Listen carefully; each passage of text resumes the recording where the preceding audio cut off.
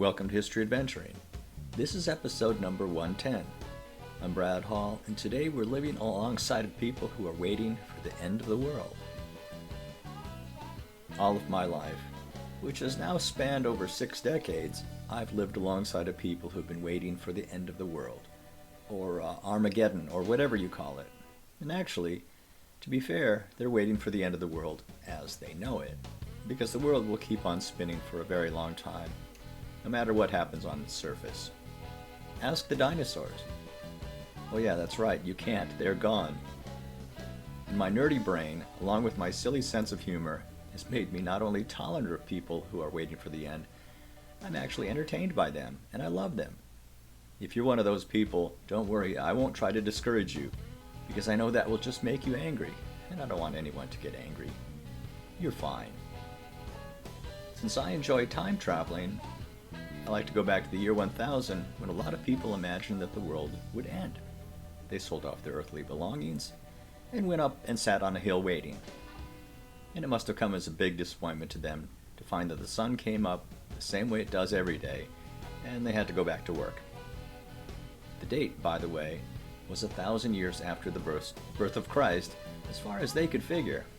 Actually, they were off by 4 years, but it wouldn't have mattered to them anyway, and I wouldn't have said anything. I don't recall anyone talking about preparing for the end of the world when I was a kid, but I remember the Get Ready Man in one of James Thurber's stories.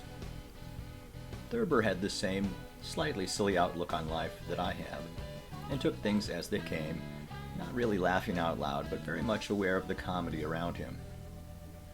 The Get Ready Man was an old gentleman with bewitched eyes who rattled around the streets of Columbus, Ohio, in a Red Devil automobile at the turn of the century, and apparently his voice was just a background sound for Thurber's childhood. Get ready! Of course, to be fair, I know that the world will come to an end for me at some point. And when it's time for me to go, that's enough to inspire me to enjoy every minute. And that's my point here.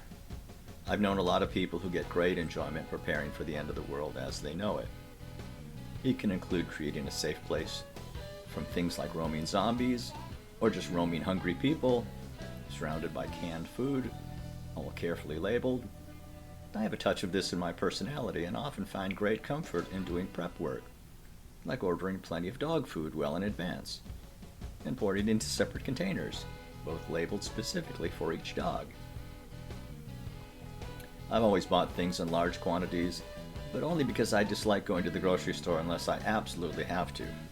I have a house with a garage, so I can store paper towels, toilet paper, that sort of thing, to last months.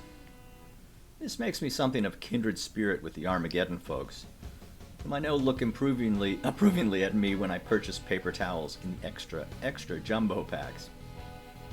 My feeling about people preparing for the end of the world, as you can guess, is indulgent, even if I really don't understand why they like doing it. There are, of course, a lot of other things that people like doing that I don't care for, like watching cricket or eating sushi, but there's no reason why we can't be friends and live alongside each other. As long as you're not hurting anyone else, why should it matter to anyone else? So there you go. I live in the American West, and I know that a lot of people have their homes filled to bursting with stuff they'll need when all hell breaks loose. And if it's good for the economy and hurts no one, why not? Get ready! This has been History Adventuring. I'll talk to you later.